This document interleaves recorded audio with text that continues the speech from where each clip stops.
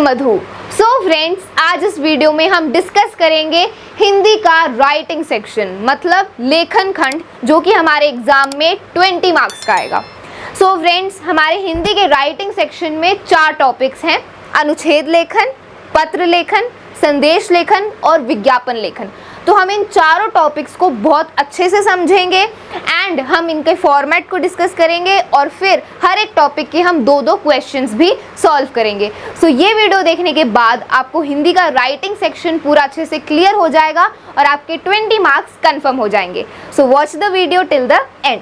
So without wasting time start करते हैं। So friends, सबसे पहले हम स्टार्ट करेंगे अनुच्छेद लेखन से। सो अनुच्छेद लेखन 5 मार्क्स का आएगा, पत्र लेखन भी 5 मार्क्स का आएगा और संदेश लेखन और विज्ञापन लेखन ये दोनों 2.5 मार्क्स के, इनके 2-2 क्वेश्चंस पूछे जाएंगे। सो ऐसे हमारे 20 मार्क्स कंप्लीट हो जाएंगे। एंड फ्रेंड्स, इनमें हमें इंटरनल चॉइस भी मिलेगी, तो इतना कोई हार्ड नहीं है। जस्ट हमें हर एक टॉपिक के फॉर्मेट को अच्छे से समझना है और फिर हम राइटिंग सेक्शन में पूरे 20 मार्क्स स्कोर कर सकते हैं। सो स्टार्ट करते हैं अनुच्छेद लेखन से। सो अनुच्छेद क्या होता है? जब हम किसी विषय पर अपने भाव या विचार व्यक्त करते हैं संबद्ध और लघु वाक्य समूह का प्रयोग करके, इसे अनुच्छेद लेखन कहा जाता है। मतलब जब हम किसी भी विषय पर, किसी भी टॉपिक पर अपने विचार, अपने थॉट्स एक्सप्रेस करते हैं लघु समूह वाक्य का यूज़ करके, इसे अनुच्छेद लेखन कहा जाता है। इंग्लिश में जैसे हम इसे बोलते हैं पैराग्राफ राइटिंग। जब हम किसी टॉपिक पर एक पैराग्राफ लिखते हैं, that is paragraph writing. Hindi में से अनुच्छेद लेखन बोलते हैं, ठीक है।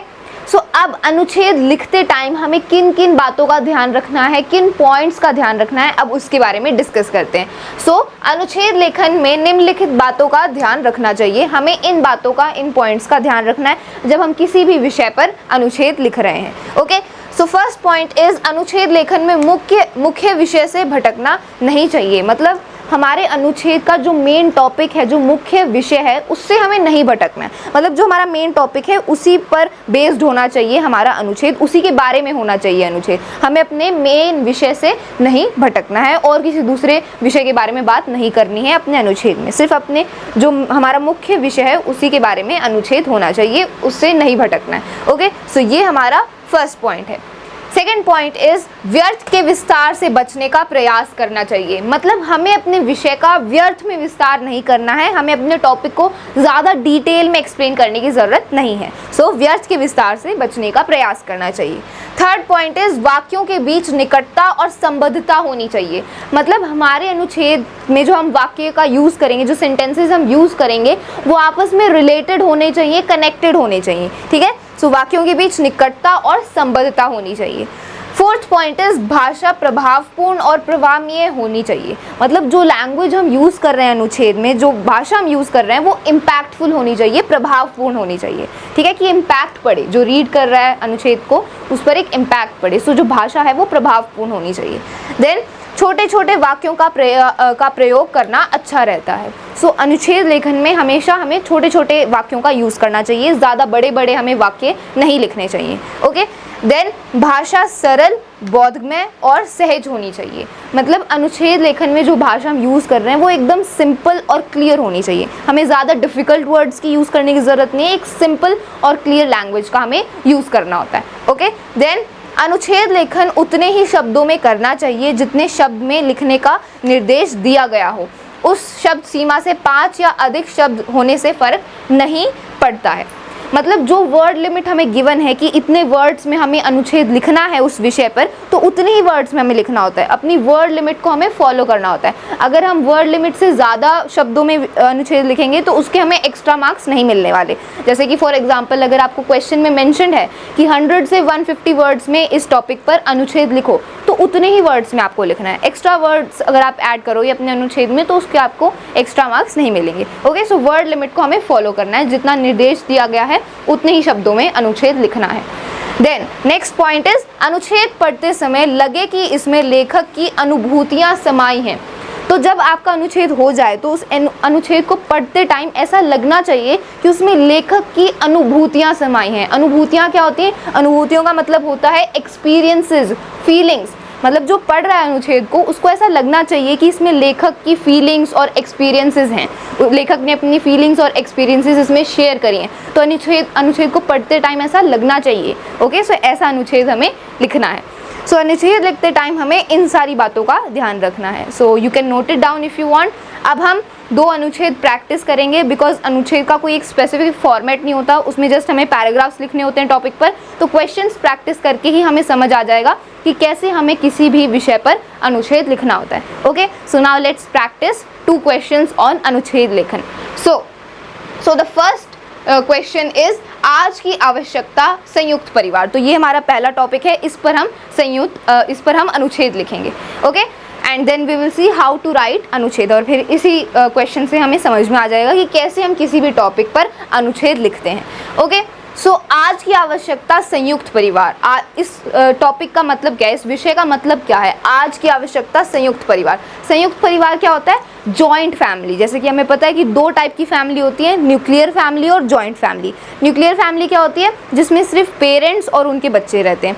जॉइंट फैमिली में पूरा परिवार रहता है, दादा दादी, नाना नानी, पेरेंट्स, उनके बच्चे, चाचा चाची, तो पूरा जो परिवार है वो साथ में मिलकर रहता है, वो जॉइंट फैमिली होती है।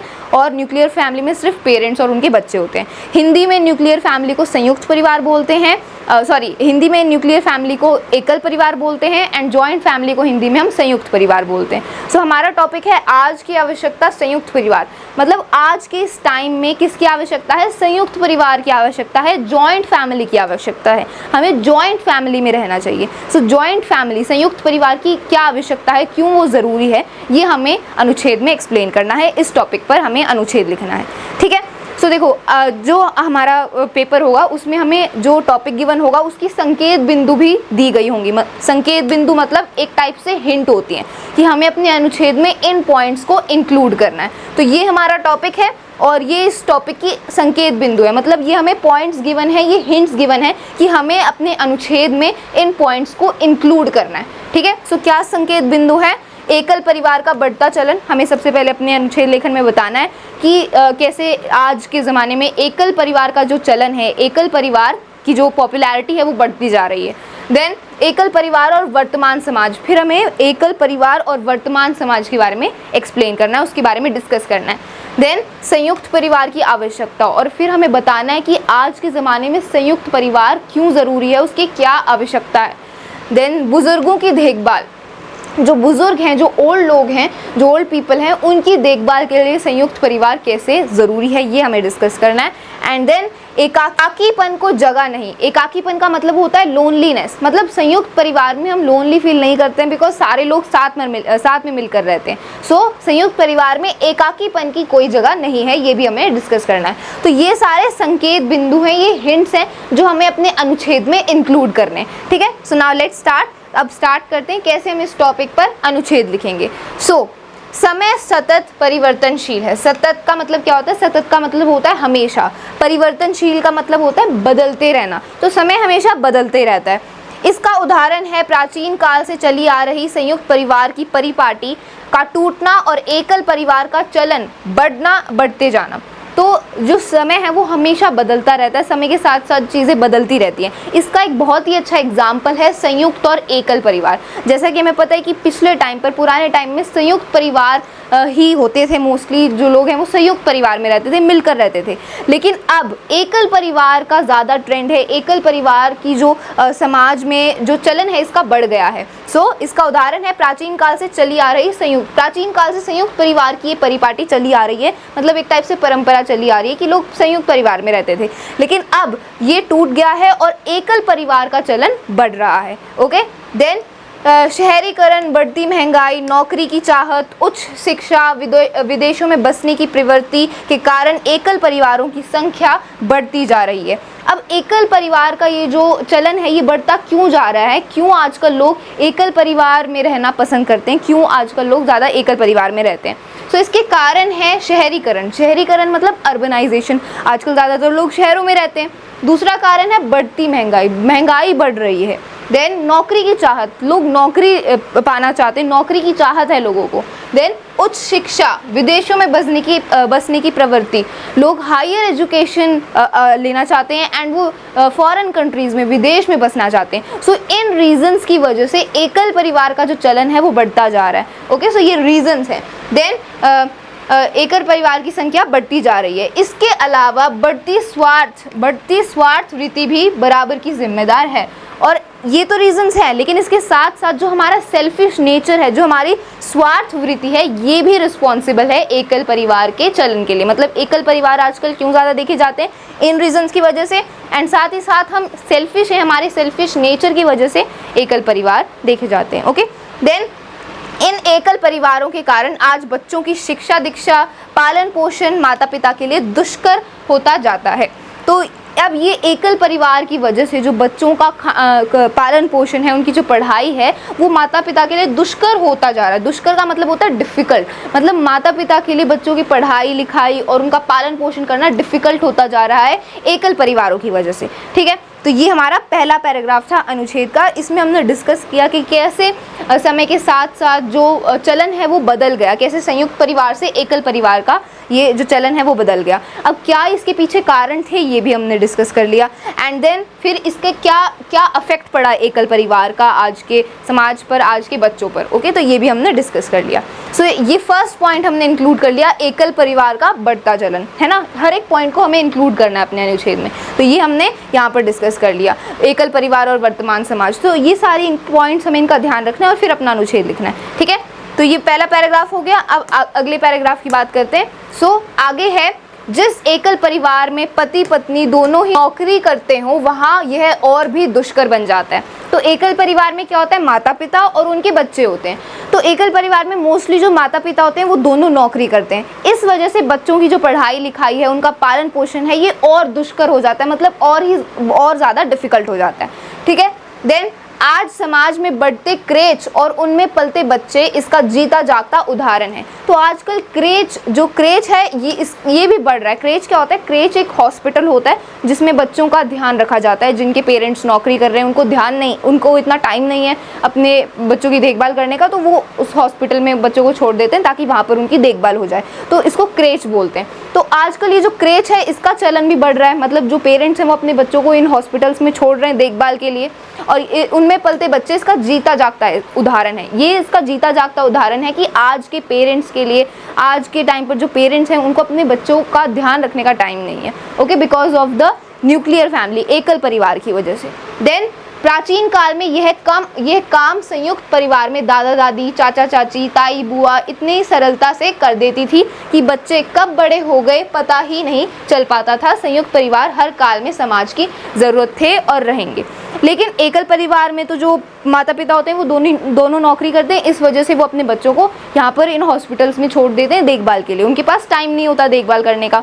लेकिन संयुक्त परिवार में सारे जो मेंबर्स होते हैं वो साथ में मिलकर रहते हैं। तो अगर मदर फादर, मम्मी पापा नौकरी कर भी रहे हैं तो जो दादा दादी, चाचा चाची और जो मेंबर्स हैं वो बच्चों का ध्यान रखती थी, और बहुत इजीली उनका ध्यान रखती थी कि पता भी नहीं चलता था कि बच्चे कब बड़े हो गए। ठीक है, इसीलिए जो संयुक्त परिवार है वो हर काल में, मतलब हर टाइम में हमेशा समाज की आवश्यकता रहेगा। ओके, सो ये यहाँ पर समझाया गया है। देन भारतीय संस्कृति में संयुक्त परिवार और भी महत्वपूर्ण है। बच्चों और युवा पीढ़ी को रिश्तों का ज्ञान संयुक्त परिवार में ही हो पाता है। तो हमारी संस्कृति में संयुक्त परिवार और भी ज़्यादा महत्वपूर्ण है, क्योंकि संयुक्त परिवार में ही बच्चों और युवा पीढ़ियों को रिश्तों का ज्ञान होता है, क्योंकि संयुक्त परिवार में सारे लोग आपस में मिलजुल कर रहते हैं।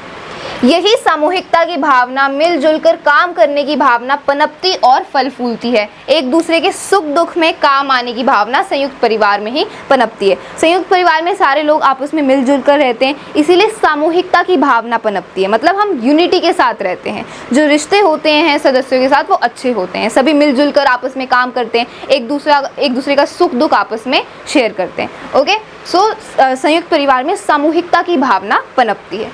देन संयुक्त परिवार बुजुर्ग सदस्यों के लिए किसी वरदान से कम नहीं है। और जो संयुक्त परिवार होता है वो ओल्ड पीपल के लिए, मतलब जो बुजुर्ग सदस्य हैं उनके लिए एक वरदान से कम नहीं है, क्योंकि संयुक्त परिवार में सारे लोग आपस में मिलजुल कर रह रहे हैं, तो बुजुर्ग लोग भी रहेंगे जैसे कि दादा दादी, नाना नानी, तो उनके लिए एक वरदान से कम नहीं है, क्योंकि जो उनके बच्चे हैं वो उनकी केयर करते हैं। उन्हें इस ओल्ड एज में केयरिंग लोग चाहिए जो उनकी केयर कर सकें, उनकी प्रॉब्लम्स में उनकी हेल्प कर सकें, बिकॉज ओल्ड एज में मोस्टली जो लोग होते हैं उन्हें काफ़ी हेल्थ प्रॉब्लम्स होती हैं, तो उनको एक हेल्पिंग हैंड चाहिए, उनको अपनी फैमिली के साथ रहना है। सो दैट्स वाई बुजुर्ग लोगों के लिए जो संयुक्त परिवार है वो किसी वरदान से कम नहीं है। एकल परिवार में जो बुजुर्ग लोग होते हैं, जो एल्डर लोग होते हैं फैमिली के, वो साथ में नहीं रहते हैं, लेकिन संयुक्त परिवार में सारे लोग आपस में मिलकर रहते हैं। देन परिवार के अन्य सदस्य उनकी आवश्यकताओं का ध्यान रखते हैं, जिससे उन्हें बुढ़ापा कष्टकारी नहीं लगता है।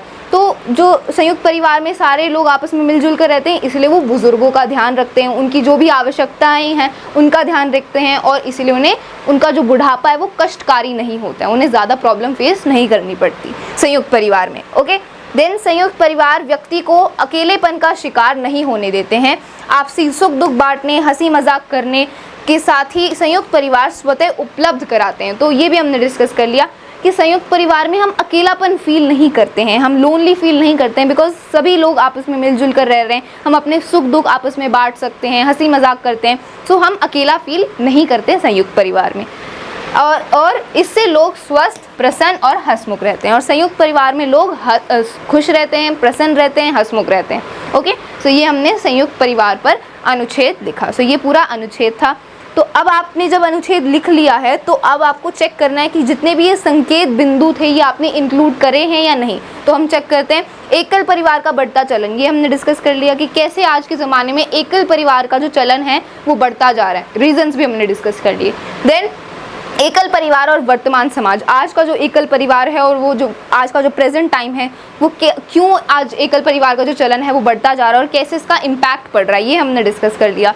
देन संयुक्त परिवार की आवश्यकता, संयुक्त परिवार क्यों ज़रूरी है, क्यों आवश्यक है, ये हमने देखा अनुच्छेद लेखन में। एंड देन बुजुर्गों की देखभाल, बुजुर्गों की का ध्यान रखा जाता है संयुक्त परिवार में, ये लाइन भी हमने डिस्कस कर ली थी अनुच्छेद में। एंड देन एकाकीपन को जगह नहीं है, मतलब जो अकेलापन है, जो लोनलीनेस है, उसकी संयुक्त परिवार में कोई जगह नहीं है, ये भी हमने डिस्कस किया लास्ट वाले पैराग्राफ में। तो ये सारे पॉइंट्स हमने अपने अनुच्छेद में इंक्लूड करें, ये सारे पॉइंट्स आपको इंक्लूड करने और ऐसे आपको अपना अनुच्छेद लिखना है। और जो वर्ड लिमिट आपको गिवन है उसी वर्ड लिमिट में लिखना है, उतने ही वर्ड्स लिखने। ओके, एंड प्योर आपको हिंदी यूज़ करनी है, कोई ग्रामेटिकल मिस्टेक नहीं होनी चाहिए, अदरवाइज उसके मार्क्स कट जाएंगे। ओके, सो ये हमारा पहला एग्जाम्पल था। द टॉपिक वॉज आज की आवश्यकता संयुक्त परिवार। अब एक और अनुच्छेद सॉल्व करते हैं एंड फिर हमें अच्छे से क्लियर हो जाएगा कि कैसे हम किसी भी टॉपिक पर अनुच्छेद लिखते हैं। So the next topic is सादा जीवन उच्च विचार। तो अब इस टॉपिक पर हम अपने इस टॉपिक पर अनुच्छेद लिखेंगे। तो संकेत बिंदु क्या है? भारतीय संस्कृति और सादा जीवन उच्च विचार। तो सबसे पहले हमें भारतीय संस्कृति और सादा जीवन उच्च विचार के बारे में डिस्कस करना है कि इन दोनों के बीच में क्या रिलेशन है। सादा जीवन उच्च विचार क्या होता है? जब हम एक सिंपल लाइफ जीते हैं और हमारी थिंकिंग, हमारी सोच बड़ी होती है, इसे बोला जाता है सादा जीवन उच्च विचार। तो सबसे पहले हमें भारतीय संस्कृति और सादा जीवन उच्च विचार के बारे में डिस्कस करना है। देन महत्वता, मतलब इम्पोर्टेंस, सादा जीवन उच्च विचार की क्या इम्पोर्टेंस है। देन महापुरुषों ने अपना सादा जीवन उच्च विचार, ये सेंटेंस सही नहीं है, इसका मतलब है कि हमें कुछ महापुरुषों के उदाहरण देने हैं, कुछ ग्रेट पर्सनैलिटीज़ के एग्जाम्पल देने हैं जिन्होंने सादा जीवन उच्च विचार, इस जीवन शैली को अपनाया है, जिन्होंने इस आइडिया में बिलीव किया है। Okay, then fourth one is वर्तमान स्थिति, मतलब हमें अपनी प्रेजेंट टाइम सिचुएशन एक्सप्लेन करनी है कि क्या आजकल के लोग सादा जीवन उच्च विचार में बिलीव करते हैं या नहीं। सो वर्तमान स्थिति के बारे में हमें बताना है। ओके, सो ये चारों संकेत बिंदु हमें अपने अनुच्छेद में इंक्लूड करने। So let's start. सो भारतीय संस्कृति को समृद्धशाली और लोकप्रिय बनाने में जिन तत्वों का योगदान है उनमें से एक है सादा जीवन उच्च विचार। मतलब हमारी संस्कृति को लोकप्रिय बनाने के लिए जो तत्व हैं, मतलब एक टाइप से जो इंग्रेडिएंट्स हैं, उनमें से एक है सादा जीवन उच्च विचार। हम सादा जीवन उच्च विचार में बिलीव करते हैं, इसमें विश्वास करते हैं, इसीलिए हमारी संस्कृति इतनी लोकप्रिय है। देन सादा जीवन उच्च विचार रहन सहन की एक शैली है जिससे भारतीय ही नहीं विदेशी तक प्रभावित हुए हैं। तो सादा जीवन उच्च विचार ये क्या है? ये जीवन की एक शैली है, जीवन जीने की एक शैली है और इससे सिर्फ भारतीय लोग ही नहीं विदेश के लोग भी प्रभावित हुए हैं, इंस्पायर हुए हैं। देन प्राचीन काल में हमारे देश के ऋषि मुनि भी इसी जीवन शैली को अपनाते थे। भारतीयों को प्राचीन काल से ही सरल और सादगीपूर्ण जीवन पसंद रहा है। तो हमारे पुराने टाइम पे जो ऋषि मुनि वगैरह होते थे वो भी सादा जीवन उच्च विचार में बिलीव करते थे, वो भी इसी जीवन शैली को अपनाते थे और हम भारतीयों को भी बिल्कुल सिंपल और सादगीपूर्ण जीवन पसंद है, इसीलिए हम इस जीवन शैली में विश्वास करते हैं, इस जीवन शैली को अपनाते हैं। ओके, सो ये फर्स्ट पैराग्राफ हो गया। Then let's move on towards the next paragraph is इनके आचरण में त्याग, दया, सहानुभूति, करुणा, स्नेह, उदारता, परोपकार की भावना आदि गुण विद्यमान हैं। तो जो लोग सादा जीवन उच्च विचार की शैली को अपनाते हैं उनके आचरण में ये सारे गुण विद्यमान होते हैं, जैसे कि त्याग, दया, सहानुभूति, स्नेह, उदारता, परोपकार, ये सारे गुण विद्यमान होते हैं। मनुष्य के सादगीपूर्ण जीवन के लिए इन गुणों की प्रगाढ़ता आवश्यक है और अगर किसी मनुष्य को सादगीपूर्ण जीवन जीना है तो ये सारे गुण आवश्यक हैं, ये सारे गुण होने चाहिए। देन भारतीयों का जीवन किसी तप से कम नहीं रहा है क्योंकि उनके विचारों में महानता और जीवन में सादगी रही है।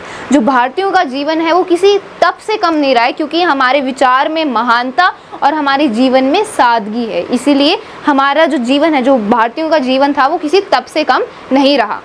देन प्राचीन काल से ही यह नियम बना दिया गया था कि जीवन के आरंभिक 25 वर्ष को ब्रह्मचारी जीवन के रूप में बिताया जाए। तो प्राचीन काल से ही, पुराने टाइम से ही एक नियम बना दिया गया था, एक रूल बना दिया गया था कि लाइफ के जो स्टार्टिंग के 25 ईयर्स हैं, जो प्रारंभिक 25 वर्ष हैं, वो ब्रह्मचारी जीवन के रूप में बिताए जाएंगे। इस काल में बालक गुरुकुलों में रहकर सादगी और नियम का पाठ सीख जाता है। तो इस टाइम पीरियड में जो बालक होता है, जो चाइल्ड होता है, वो गुरुकुलों मतलब टीचर्स के साथ रहता है और सादगी का जो पाठ है वो सीख जाता है, सिंपल लाइफ जीने का पाठ है ये सीख जाता है। देन इनका जीवन ऐशो आराम और विलासिता से कोसों दूर हुआ करता था और उस टाइम पर वो किसी भी ऐशो आराम की जो चीज़ें होती हैं, जो भी मटीरियलिस्टिक चीज़ें होती हैं, उनसे वो काफ़ी दूर रहते थे। देन यही बाद में भारतीयों के जीवन का आधार बन जाता था और फिर यही जो सादगीपूर्ण जीवन है ये हमारे जीवन का आधार बन जाता था। महात्मा गांधी, सरदार पटेल आदि का जीवन सादगी का दूसरा नाम था।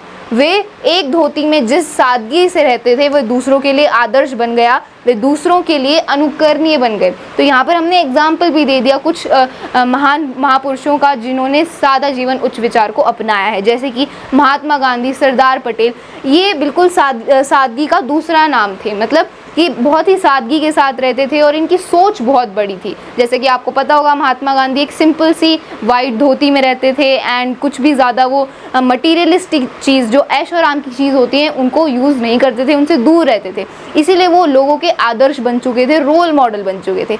Same with Sardar Patel also. Then America के राष्ट्रपति अब्राहम लिंकन भी सादगीपूर्ण जीवन बिताते थे और अमेरिका के जो राष्ट्रपति थे अब्राहम लिंकन, वो भी बहुत ही सिंपल लाइफ, एक सादगीपूर्ण जीवन बिताते थे।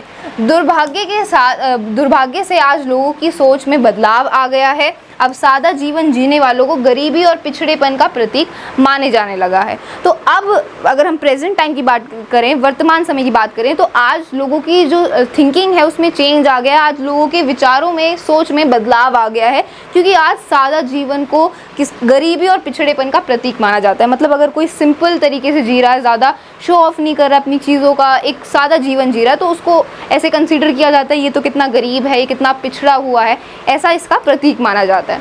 देन अब लोगों की पहचान उनके कपड़ों से होने लगी है। लोग उपभोग को ही सुख मान बैठे हैं। सुख एकत्र करने की चाहत में अब जीवन तनावपूर्ण बनता जा रहा है। तो आज जो लोग हैं वो कपड़ों की हेल्प से लोगों की पहचान करते हैं, कपड़ों से पहचान करते हैं कि अगर किसी ने अच्छे कपड़े पहने हैं, ज़्यादा महंगे कपड़े पहने, तो वो अच्छा इंसान है, एंड अगर किसी ने कम पैसे के कपड़े पहने, इतने अच्छे हाई क्वालिटी कपड़े नहीं पहने हैं, तो वो अच्छा इंसान नहीं है। तो कपड़ों की हेल्प से आज हम लोगों को जज करते हैं एंड अब उपभोग को ही सुख मान बैठे हैं। मतलब कितनी मटेरियलिस्टिक चीज़ें हैं आपके पास, कितने आइटम्स हैं, कितना पैसा आपके पास, उसी को हम सुख मानते हैं। देन सुख एकत्र करने की चाहत में अब जीवन तनावपूर्ण बनता जा रहा है। हम इतना सुख एकत्र करना चाहते हैं कि हमारा जो जीवन है वो स्ट्रेसफुल बनता जा रहा है, तनावपूर्ण बनता जा रहा है। ओके, सो ये हमारा अनुच्छेद था ऑन द टॉपिक सादा जीवन उच्च विचार। हमने अनुच्छेद लिख दिया और ये जितने भी संकेत बिंदु थे इनको हमने इंक्लूड किया है। तो सबसे पहला पॉइंट था भारतीय संस्कृति और सादा जीवन उच्च विचार। तो हमने सबसे पहले भारतीय संस्कृति की बात करी कि कैसे हमारी संस्कृति इतनी लोकप्रिय है, क्योंकि हम सादा जीवन उच्च विचार में विश्वास करते हैं। देन हमने इसकी इंपॉर्टेंस, महत्वता के बारे में डिस्कस किया। देन हमने कुछ महापुरुषों के एग्जाम्पल दिए, जैसे कि Mahatma Gandhi, Sardar Patel, Abraham Lincoln. Then हमने वर्तमान स्थिति के बारे में बताया कि आज के टाइम पर सादा जीवन को एक गरीबी और पिछड़ेपन का प्रतीक माना जाता है। ये हमने लास्ट में डिस्कस किया। तो ये चारों संकेत बिंदु हमने अपने अनुच्छेद में इंक्लूड किए। ओके, सो और जितनी आपको वर्ड लिमिट दी होगी उतने ही वर्ड्स आपको लिखने हैं। तो ऐसे आप किसी भी टॉपिक पर अनुच्छेद लिख सकते हो। सो आई होप आपको अनुच्छेद लेखन का जो टॉपिक है वो पूरा अच्छे से क्लियर हो गया है। जो भी इंस्ट्रक्शंस थी जो हमने स्टार्टिंग में डिस्कस करी थी उनका आपको ध्यान रखना है, वर्ड लिमिट्स का ध्यान रखना है, और जो भी संकेत बिंदु गिवन है उनको पक्का इंक्लूड करना है। लैंग्वेज आपकी सही होनी चाहिए, ग्रामेटिकल मिस्टेक नहीं होनी चाहिए, एंड सिंपल लैंग्वेज का यूज़ करना है। इतने ज़्यादा डिफिकल्ट वर्ड्स का यूज़ करने की ज़रूरत नहीं है। ओके, सो ऐसे हम अनुच्छेद लिखते हैं किसी भी टॉपिक पर। सो अनुच्छेद लेखन का हमारा टॉपिक हो गया। Let's move on towards the next topic which is संदेश लेखन। संदेश क्या होता है? जब हम किसी को कोई संदेश लिखना चाहते हैं, कोई बात बताना चाहते हैं, कोई मैसेज पहुंचाना चाहते हैं, या किसी एक पर्सन को या फिर ग्रुप ऑफ पीपल को या बहुत सारे लोगों को, तो इसको बोला जाता है संदेश लेखन। इंग्लिश में इसको हम बोलते हैं मैसेज राइटिंग। जब हम किसी को कोई संदेश देते हैं, मैसेज देते हैं, दैट इज संदेश लेखन।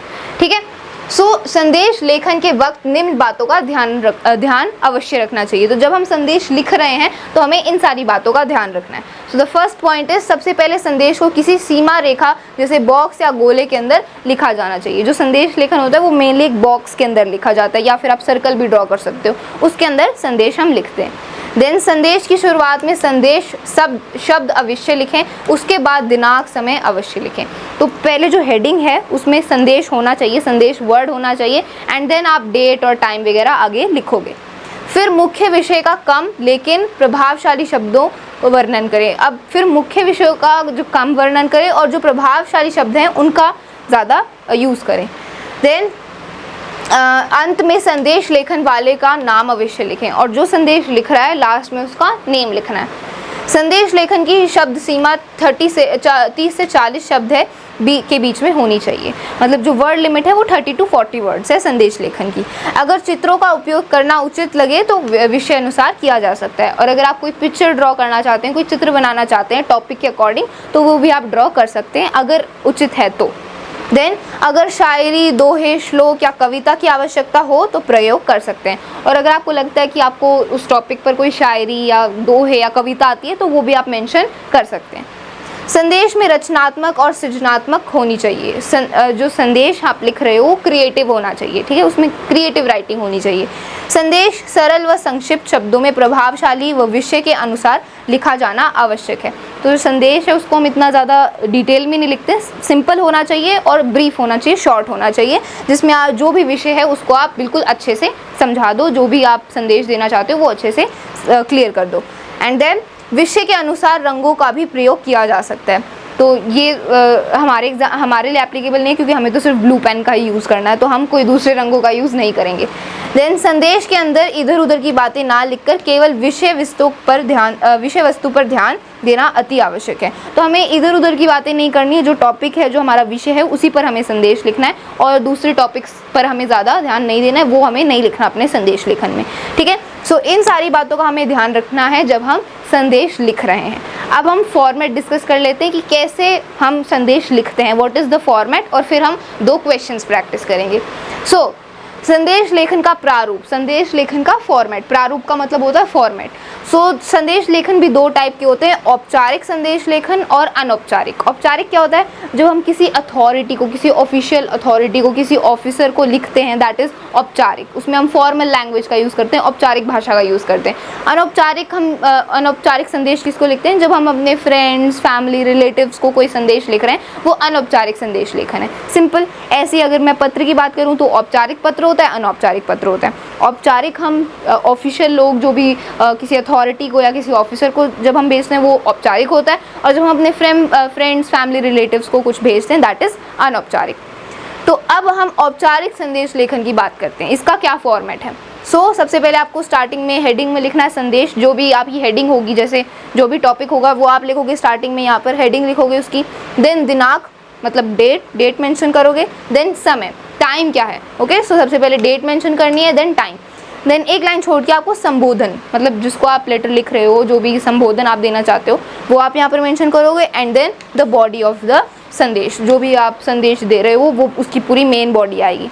एंड देन लास्ट में अपना नाम, जो संदेश लिख रहा है उसका नाम आएगा, ठीक है। तो यहाँ पर नाम मेंशन हो जाएगा। तो ये सिंपल सा फॉर्मेट है ऑफ संदेश लेखन, औपचारिक संदेश लेखन। ये हमने औपचारिक संदेश लेखन का फॉर्मेट डिस्कस कर लिया, ठीक है। फॉर्मेट का बिल्कुल अच्छे से ध्यान देना है, क्योंकि अगर आपका फॉर्मेट गलत हो गया तब आपके मार्क्स कट जाएंगे, ठीक है। टॉपिक पर तो हम संदेश लिख सकते हैं, फॉर्मेट मैटर करता है। अगर आपका फॉर्मेट गलत हो गया तो आपके मार्क्स कट जाएंगे। फॉर्मेट सही होना बहुत ही ज़रूरी है, तो फॉर्मेट का ध्यान रखना है, ओके। ये औपचारिक संदेश लेखन का फॉर्मेट है, प्रारूप है। अब बात करते हैं अनौपचारिक संदेश लेखन का प्रारूप, मतलब जो अनौपचारिक संदेश लेखन होते हैं उनका क्या फॉर्मेट है। यहाँ पर भी सेम ही फॉर्मेट है। सबसे पहले आपको हेडिंग लिखनी है संदेश, जो टॉपिक है संदेश का वो आपको लिखना है यहाँ पर हेडिंग में। देन दिनांक लिखनी है, डेट लिखनी है। देन समय, टाइम। देन संबोधन, जिसको आप लिख रहे हो उसका संबोधन। एंड देन पूरी बॉडी आएगी। एंड देन लास्ट में अपना नाम, जो संदेश लिख रहा है उसका नाम। तो दोनों का फॉर्मेट सेम ही है, ठीक है। औपचारिक अनौपचारिक दोनों संदेश लेखन का जो फॉर्मेट है, प्रारूप है, वो सेम है। अब हम क्वेश्चंस प्रैक्टिस करते हैं, 2 क्वेश्चंस प्रैक्टिस करते हैं, फिर हमें अच्छे से क्लियर हो जाएगा कि कैसे हम संदेश लिखते हैं। This is the first question. ये फर्स्ट क्वेश्चन है हमारे संदेश लेखन का, ये औपचारिक संदेश लेखन का क्वेश्चन है। और फिर अगला हम अनौपचारिक संदेश लेखन का क्वेश्चन प्रैक्टिस करेंगे। स्वतंत्रता दिवस पर शुभकामना संदेश। तो ये जो टॉपिक क्या है संदेश लेखन का, स्वतंत्रता दिवस पर हम शुभकामनाएं दे रहे हैं, उसका संदेश हम पहुंचा रहे हैं, तो उस पर हम संदेश लेखन लिख रहे हैं। हेडिंग सबसे पहले हमें लिखनी है स्वतंत्रता दिवस पर शुभकामना संदेश, ये हेडिंग हो गई। फिर आपको लिखनी है दिनांक, मतलब डेट, तो डेट लिख देना 15 अगस्त 2020, जो भी डेट होगी। एंड देन समय, मतलब टाइम, यहाँ पर टाइम लिखा है 6 AM, तो जो भी टाइम, जिस टाइम आप संदेश लिख रहे हो वो यहाँ पर टाइम मेंशन कर देना। एंड देन आपकी पूरी बॉडी आ जाएगी। समस्त देशवासियों को स्वतंत्रता दिवस की हार्दिक शुभकामनाएं। आइए स्वतंत्रता दिवस के शुभ अवसर पर हम सब मिलकर अपने देश को चहुमुखी विकास के मार्ग पर अग्रसर करने का दृढ़ संकल्प लेते हैं मुख्यमंत्री। तो ये पूरी बॉडी हो गई संदेश लेखन की। यहाँ पर जो भी हमें संदेश देना था वो हमने दे दिया। एंड देन लास्ट में हम मेंशन करते हैं जिसने संदेश लिखा है, तो यहाँ पर संदेश कौन लिख रहा है, मुख्यमंत्री लिख रहा है, तो लास्ट में उनकी डेजिग्नेशन आ जाएगी मुख्यमंत्री, ओके। एंड ये पूरी बॉडी है, समय, and this is the day. बहुत ही ज़्यादा सिंपल है, जस्ट आपको फॉर्मेट आना चाहिए, अदरवाइज यू कैन राइट संदेश of any topic given to you, okay. And यहाँ पर जैसे देशवासियों को हम मेंशन कर रहे थे, तो यहाँ पर जो संबोधन है वो देशवासियों को दिया है, समस्त देशवासियों, हम पूरे देशवासियों को विश कर रहे हैं स्वतंत्रता दिवस की शुभकामनाएं, ओके। ये औपचारिक संदेश लेखन का एग्जाम्पल है। अब हम एक अनौपचारिक संदेश लेखन का एग्जाम्पल देख लेते हैं। जन्मदिन पर शुभकामनाएं, शुभकामना संदेश, तो जन्मदिन की जो शुभकामना है उस पर ये संदेश लिखा गया, तो ये एक अनौपचारिक संदेश लेखन है। तुम जियो हज़ारों साल, साल के दिन हो 5000। तो जैसा कि हमने डिस्कस किया था कि अगर आप कोई दोहा या कविता या श्लोक जानते हैं उस संदेश से रिलेटेड, तो वो भी आप मेंशन कर सकते हैं। तो यहाँ पर हम बर्थडे की विश कर रहे हैं, जन्मदिन की शुभकामनाएं दे रहे हैं, इसीलिए हमने उससे रिलेटेड यहाँ पर इसको ये 2 लाइनें मेंशन कर दी, ओके। देन दिनांक, डेट लिखनी है, डेट मेंशन करनी है 10 मार्च 2022, जो भी डेट होगी जिस दिन आप लिख रहे हो। देन समय, टाइम मेंशन करना है 12:04 AM, तो यहाँ पर ये टाइम भी मेंशन हो जाएगा। एंड देन हमें पूरी बॉडी लिखनी है संदेश की। प्रिय बेटा अभिषेक, जन्मदिन की हार्दिक शुभकामनाएं, आप दीर्घायु हो, स्वस्थ रहें और जीवन में निरंतर उन्नति के मार्ग पर अग्रसर रहें, यही मेरी ईश्वर से प्रार्थना है, कामिनी, ठीक है। तो ये हमने पूरी बॉडी लिख दी। सबसे पहले हमने संबोधन दिया किसको, प्रिय बेटा अभिषेक, तो वो उनका बेटा है अभिषेक, इसलिए हमने यहाँ पर संबोधन दिया प्रिय बेटा अभिषेक। एंड देन यहाँ पर विश कर दिया, शुभकामनाएं दे दी, एंड जो भी संदेश था वो दे दिया। एंड देन लास्ट में नाम लिख दिया कामिनी, जो संदेश लिख रहा है उसका नाम आएगा। सो लास्ट में नेम लिख दिया हमने कामिनी। ओके, सो ये अनौपचारिक संदेश लेखन का एग्जाम्पल है। सबसे पहले हेडिंग लिखी जाती है एंड देन अगर आप कोई कविता, दोहा, कुछ भी रिलेटेड जानते हैं उस टॉपिक से वो आप मेंशन कर सकते हैं।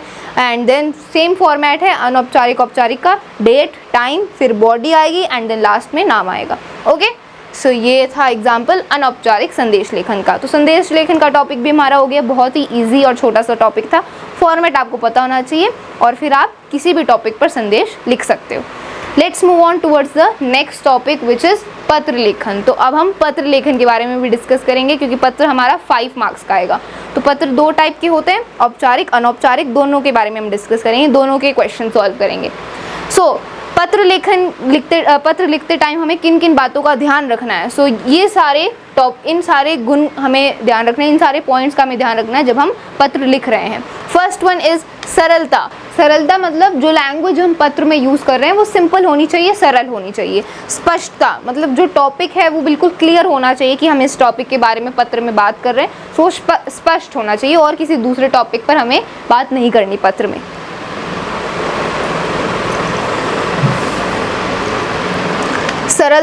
सरलता मतलब जो लैंग्वेज हम पत्र में यूज़ कर रहे हैं वो सरल होनी चाहिए, इजी होनी चाहिए, टू द पॉइंट होनी चाहिए। सरलता मतलब जो लैंग्वेज हम यूज़ कर रहे हैं पत्र में वो इजी होनी चाहिए, सरल होनी चाहिए। स्पष्टता मतलब जो हम लेटर लिख रहे हैं वो टू द पॉइंट होना चाहिए, जो टॉपिक है उसी के बारे में हमारा लेटर होना चाहिए और किसी दूसरे टॉपिक के बारे में हमें जिक्र नहीं करना पत्र में, स्पष्ट होना चाहिए। देन संक्षिप्तता मतलब हमें ब्रीफ में अपने टॉपिक को अच्छे से समझा देना है पत्र में, जिसके बारे में भी हम पत्र लिख रहे हैं हमें ज़्यादा डिटेल में जाने की ज़रूरत नहीं है, संक्षिप्त में, ब्रीफ में हमें अपने टॉपिक को एक्सप्लेन करना है पत्र में।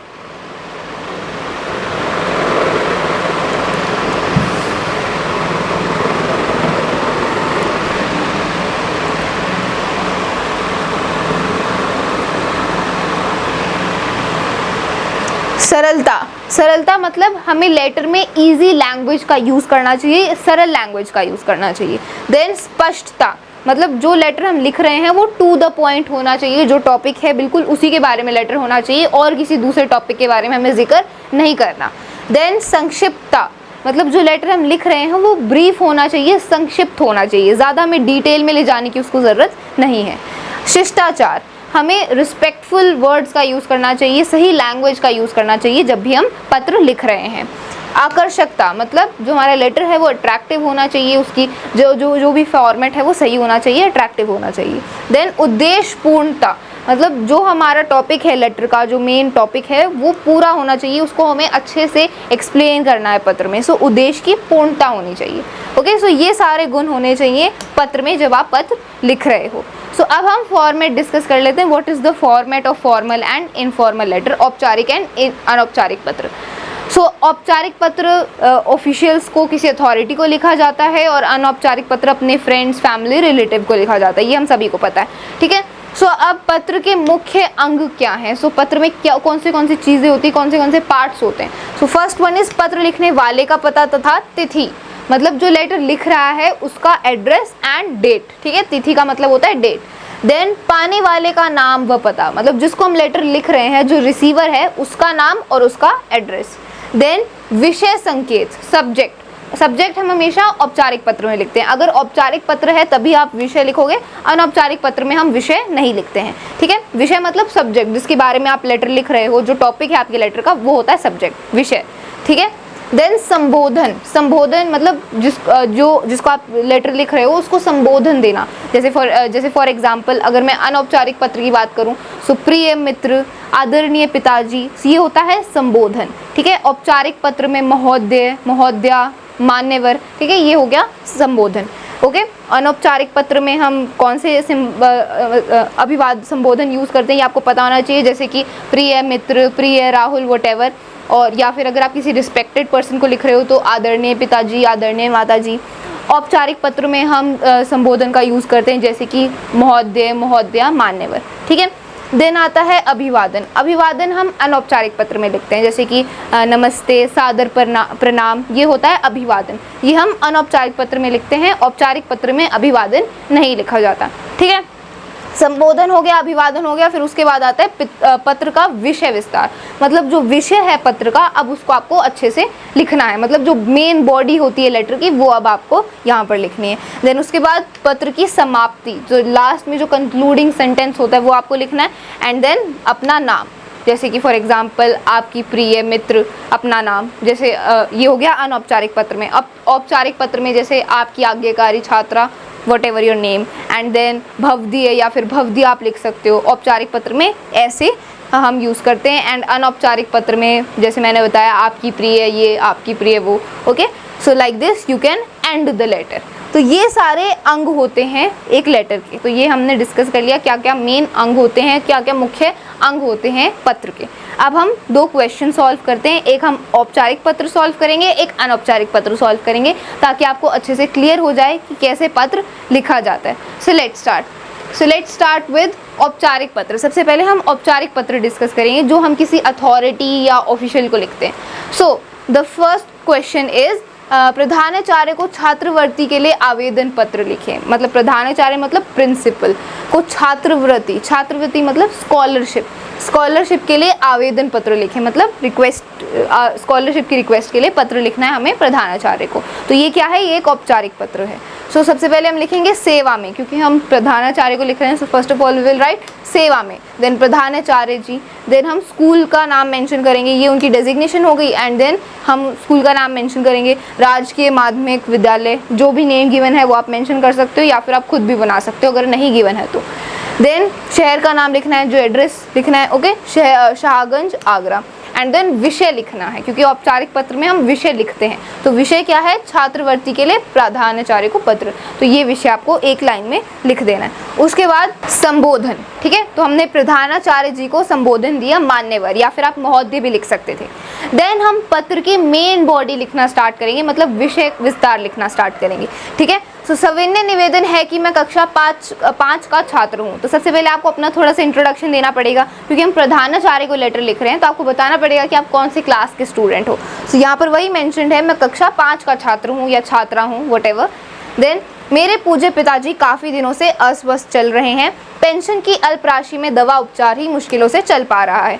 तो फिर आपको रीज़न मेंशन करने पड़ेंगे ना कि आप स्कॉलरशिप क्यों चाहते हैं, छात्रवृत्ति क्यों चाहते हैं। तो सबसे पहले आपको अपनी सिचुएशन एक्सप्लेन करनी पड़ेगी, और फिर आप बोलोगे कि इन रीजंस की वजह से मुझे स्कॉलरशिप चाहिए, छात्रवृत्ति चाहिए। तो ऐसे लेटर लिखा जाता है। सो सबसे पहले यहाँ पर सिचुएशन डिस्क्राइब करी गई है कि मेरे पिताजी बहुत अस्वस्थ चल रहे हैं, उनकी पेंशन की राशि से दवा का उपचार भी बहुत मुश्किल से हो रहा है। देन रोटी पानी के लिए माताजी सिलाई करती हैं, और रोटी पानी के लिए जो उनकी मदर हैं वो सिलाई करती हैं। परिवार के 5 प्राणियों में इसके सिवा आय का और कोई साधन नहीं है। हम 3 बहन भाई पढ़ने वाले हैं, और उनके परिवार में 5 लोग हैं और कोई इनकम का सोर्स नहीं है, आय का साधन नहीं है। और जितने भी वो 3 भाई बहन हैं वो पढ़ने वाले हैं, तो और कोई इनकम का सोर्स ही नहीं है, इसीलिए उनको सर्वाइव करना मुश्किल हो रहा है। उनको रोटी पानी जो भी बेसिक नीड्स हैं वो मिलना मुश्किल हो रहा है।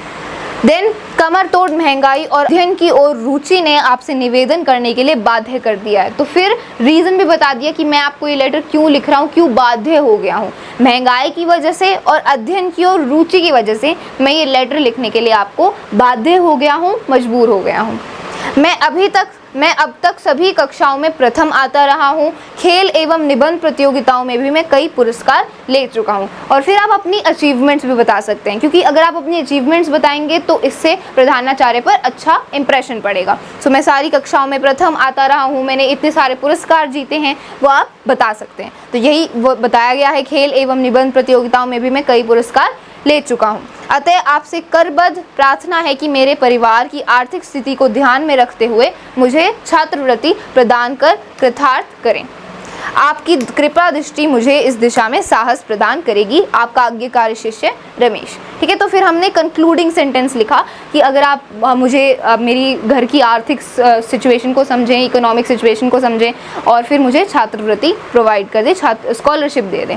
ओके, एंड अगर आप ऐसा करेंगे तो मैं बहुत ही थैंकफुल रहूँगा, मुझे बहुत ही इस डायरेक्शन में जाने का साहस मिलेगा। ये कंक्लूडिंग सेंटेंस भी आप लिख सकते हो, आपकी कृपा दृष्टि मुझे इस दिशा में साहस प्रदान करेगी। एंड देन आप लास्ट में आपका आज्ञाकारी शिष्य और अपना नाम Ramesh, what ever the name is given, वो आप मेंशन कर सकते हो। ठीक है, सो ऐसे हम औपचारिक पत्र लिखते हैं प्रधानाचार्य को। सबसे पहले हमने सेवा में लिखा, प्रधानाचार्य जी का नाम लिखा, स्कूल का नाम, एड्रेस, विषय लिखा, संबोधन, फिर ये पूरी बॉडी आई। बॉडी में आपको पूरा अच्छे से एक्सप्लेन करना है, रीजंस आपको बताने पड़ेंगे कि आपको छात्रवृत्ति क्यों चाहिए, अपनी अचीवमेंट्स आप बता सकते हैं, एंड देन लास्ट में कंक्लूजन में आप लिख देंगे कि अगर आप मुझे प्रोवाइड करेंगे तो मैं बहुत ही ज़्यादा थैंकफुल होऊंगा एंड मुझे बहुत ज़्यादा साहस मिलेगा इस डायरेक्शन में और आगे बढ़ने का। एंड देन लास्ट में आप कंक्लूड कर देंगे आपके आज्ञाकारी शिष्य या फिर शिष्या अगर आप गर्ल हो तो, एंड देन अपना नाम। ऐसे ये औपचारिक पत्र लिखा जाता है, ठीक है। So you can note it down if you want, आप इसको नोट कर सकते हो। अब हम अनौपचारिक पत्र को डिस्कस कर लेते हैं। सो अपने मित्र को परीक्षा में प्रथम स्थान प्राप्त करने पर उसे बधाई देते हुए पत्र लिखो। तो हमें अपने मित्र को यहाँ पर पत्र लिखना है, तो ये एक अनौपचारिक पत्र है। जो आपका मित्र है वो प्रथम स्थान पर आया है तो उसे बधाई देते हुए बधाई पत्र हमें लिखना है, ओके। तो सबसे पहले हमें एड्रेस लिखना पड़ेगा। सो एड्रेस लिख दिया 3/15 लाल नगर, आगरा, प्रिय मित्र भरत, नमस्ते, ठीक है। सो सबसे पहले हमने एड्रेस लिखा एंड देन हमने संबोधन दिया, प्रिय मित्र भरत, जो भी आपके मित्र का नाम है, एंड देन हमने यहाँ पर अभिवादन दिया, नमस्ते और वट एवर अभिवादन यू वांट टू राइट। यहाँ पर अभिवादन के बाद फिर हम बॉडी स्टार्ट कर देंगे। सो तुम्हारे पिता से ज्ञात हुआ कि तुमने बोर्ड की परीक्षा में अपने संभाग में प्रथम स्थान प्राप्त किया है। यह समाचार सुनकर मेरा मन खुशी से भर गया है। तो फिर आपको बताना है कि कैसे आपको पता चला कि उसने प्रथम स्थान प्राप्त किया है। मुझे पता चला कि तुमने अपने संभाग में प्रथम स्थान प्राप्त किया है बोर्ड परीक्षा में और मुझे बहुत ज़्यादा खुशी हो रही है। आप अपने यहाँ पर थॉट्स को एक्सप्रेस करेंगे।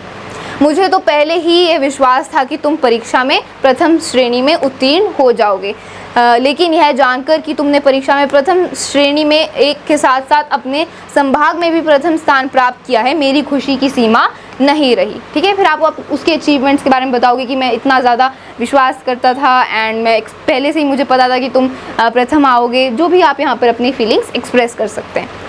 इस परीक्षा के लिए तुम्हारी मेहनत और नियमित अनुशासन पूर्वक पढ़ाई ने ही तुम्हें इस सफलता तक पहुंचाया है। तुम्हारे हार्डवर्क और डिसिप्लिन ने ही ये यहाँ तक तुम्हें पहुंचाया है। मुझे पूरी आशा थी कि तुम्हारी मेहनत रंग लाएगी और मेरा अनुमान सच साबित हुआ। तो मुझे पूरा विश्वास था कि तुम जो मेहनत कर रहे थे, हार्डवर्क कर रहे थे, वो रंग लाएगी और ये प्रूफ भी हो गया, साबित हो गया। तुमने प्रथम स्थान प्राप्त कर यह सिद्ध कर दिया है कि दृढ़ संकल्प और कठिन परिश्रम से जीवन में कोई भी सफलता प्राप्त की जा सकती है। तो तुमने ये साबित कर दिया है, तुमने ये प्रूव कर दिया है कि दृढ़ संकल्प और हार्डवर्क से हम कोई भी सफलता प्राप्त कर सकते हैं। मैं सदा ही ये कामना करूंगा कि तुम्हें जीवन में हर परीक्षा में प्रथम आने का सौभाग्य प्राप्त हो और तुम इसी प्रकार परिवार और विद्यालय का गौरव बढ़ाते रहो, ठीक है। फिर हम कंक्लूडिंग सेंटेंस में बेस्ट विशेस देंगे कि तुम आगे भी ऐसे ही प्रथम स्थान प्राप्त करते रहो और तुम्हें ये सौभाग्य प्राप्त हो और अपने विद्यालय और अपने परिवार को और भी ज़्यादा गौरव दो, ओके। सो ऐसे हम कंक्लूडिंग सेंटेंस लिखेंगे एंड देन लास्ट में हम कंक्लूड कर देंगे अपने नाम से। शेष मिलने पर, मतलब बाकी की बातें हम जब मिलेंगे तब करेंगे, शेष मिलने पर ऐसे लिख देते हैं एंड देन तुम्हारा मित्र क ख ग, मतलब जो भी नेम आपको गिवन है वो आप मेंशन कर दोगे, ओके। सो ऐसे अनौपचारिक पत्र लिखा जाता है। सबसे पहले एड्रेस, देन संबोधन, अभिवादन एंड देन मेन बॉडी आएगी। विशेष दो आप, जो भी आप कहना चाहते हो अपने दोस्त से या जिसको भी आप लेटर लिख रहे हो उसको, तो पूरे बॉडी में आप ऐसे लिखोगे एंड लास्ट में कंक्लूड कर दोगे बेस्ट विशेस देते हुए एंड देन लास्ट में कंक्लूडिंग सेंटेंस के बाद आप एंड कर दोगे तुम्हारे मित्र या तुम्हारे प्रिय मित्र और फिर अपने नाम से, ठीक है। सो ऐसे अनौपचारिक पत्र लिखा जाता है। You can note it down if you want, आप इसको नोट कर सकते हो, ठीक है। तो हमने औपचारिक पत्र डिस्कस कर लिया, अनौपचारिक पत्र भी डिस्कस कर लिया। सो आई होप आपको पत्र लेखन पूरा अच्छे से क्लियर हो गया, कैसे हम पत्र लिखते हैं, अनौपचारिक एंड औपचारिक बोथ। तो पत्र लेखन हमने डिस्कस कर लिया। Now let's move on towards the last topic of our writing section of Hindi which is विज्ञापन लेखन। तो विज्ञापन लेखन क्या होता है? विज्ञापन लेखन मतलब एडवर्टीजमेंट। जब हम किसी चीज़ की एडवर्टाइज करते हैं उसको विज्ञापन बोलते हैं। तो विज्ञापन कैसे लिखा जाता है इसके बारे में हम डिस्कस करेंगे। सो विज्ञापन लेखन के कुछ महत्वपूर्ण बातें, जब हम विज्ञापन लिख रहे हैं तो हमें इन बातों का ध्यान रखना है। फर्स्ट वन इज, सबसे पहले बात, ये विज्ञापन आकर्षक होना चाहिए। जो विज्ञापन है, जो हमारी एडवर्टीजमेंट है, वो आकर्षक होनी चाहिए, अट्रैक्टिव होनी चाहिए, तभी लोग उस विज्ञापन को पढ़ेंगे और जिस भी बारे में वो विज्ञापन है या किसी प्रोडक्ट के बारे में, तभी लोग उस प्रोडक्ट को खरीदेंगे। विज्ञापन अट्रैक्टिव होना चाहिए, ओके। आकर्षक होना चाहिए। विज्ञापन को बॉक्स में बनाएं, जो भी आप विज्ञापन बना रहे हैं वो बॉक्स में होना चाहिए, बॉक्स के अंदर उसको बनाएं। उसमें विषय से संबंधित चित्र का प्रयोग करें, इससे उसमें खूबसूरती बढ़ जाती है। और जिस भी टॉपिक से रिलेटेड आप विज्ञापन बना रहे हैं उससे रिलेटेड आप पिक्चर या फिर कोई चित्र भी ड्रॉ कर सकते हैं, इससे विज्ञापन की जो खूबसूरती है वो बढ़ जाएगी। देन कोशिश करें कि कम शब्दों में ज़्यादा बातें बताएं, तो कम से कम शब्दों का यूज़ करें और उससे ज़्यादा से ज़्यादा बातें कन्वे करने की कोशिश करें, क्योंकि जितने कम शब्द होंगे उतना ही ज़्यादा विज्ञापन को पढ़ना ईजी होगा।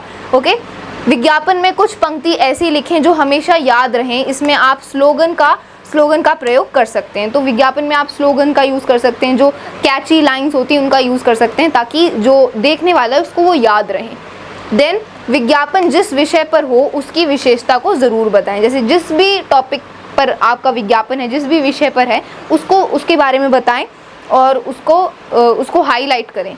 देन विज्ञापन को और भी प्रभावशाली बनाने के लिए रंगीन पेंसिल का प्रयोग करें। ये पॉइंट वैलिड नहीं है क्योंकि हम रंगीन पेंसिल का यूज़ नहीं कर सकते, हमें पेंसिल से ही ड्रॉ करना है। ओके, देन ध्यान रहे विज्ञापन साफ़ सुथरा और सुंदर लगना चाहिए। जो विज्ञापन है वो अच्छे से नीट एंड क्लीन होना चाहिए। अगर आपने कोई पिक्चर ड्रॉ करी तो वो पिक्चर एकदम नीट एंड क्लीन होनी चाहिए। जो भी स्लोगन्स आपने लिखे हैं वो अच्छे से लिखे होने चाहिए, ताकि जो पढ़ने वाला है उसको ईजिली वो पढ़ने में आ जाए। ओके, सो इन बातों का हमें ध्यान रखना है विज्ञापन लिखते टाइम। अब हम एक क्वेश्चन डिस्कस कर लेते हैं ऑन विज्ञापन लेखन।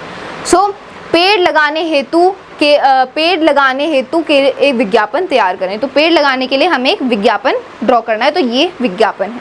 तो यहाँ पर आप देख सकते हो इसको हमने एक बॉक्स के अंदर ड्रॉ किया है। यहाँ पर सबसे पहले हमने हेडिंग लिखी, या फिर आप कह सकते हो स्लोगन, विच इज़ स्वच्छ वायु जीवन का आधार। स्वच्छ वायु जीवन का आधार, अगर हमारी हवा साफ़ होगी तो वही हमारे जीवन का आधार है। तो सबसे पहले हमने ये कैची हेडिंग लिख दी। देन हमने यहाँ पर जो भी हमें पॉइंट्स बताने थे वो लिखे हैं, एंड यहाँ पर हमने साइड में पिक्चर भी ड्रॉ कर दी। तो हमने लिखा आओ मिलकर पर्यावरण को सुरक्षित करें। ओके, देन पर्यावरण है मनुष्य के जीवन का आधार, इसको स्वच्छ रखकर ही होगा जीवन साकार। तो यहाँ पर हमने राइमिंग लाइन लिख दी एक छोटी सी, जिससे जो पढ़ने वाला है उसको ईजिली समझ में आ जाए। देन अधिक से अधिक वृक्ष लगाएं, अपने आसपास के वातावरण को गंदगी से मुक्त बनाएं। CNG वाहनों का प्रयोग करें, प्लास्टिक को ना कहें।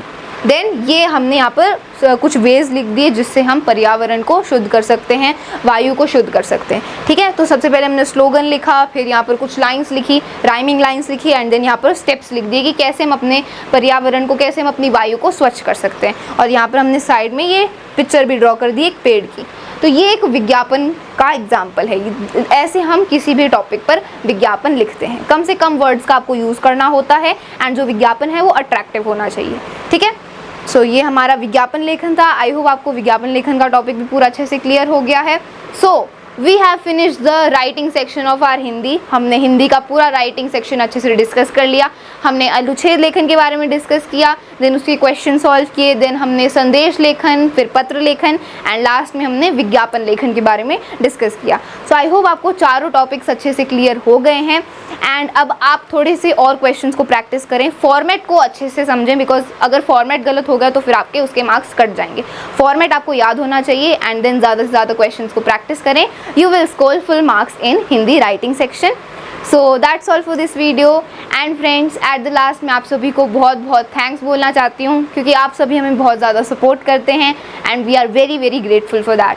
आप सभी हमें ऐसे ही सपोर्ट करते रहें, हम आपके लिए और अच्छी वीडियोस बनाते रहेंगे। So that's all for this video. Thank you so much.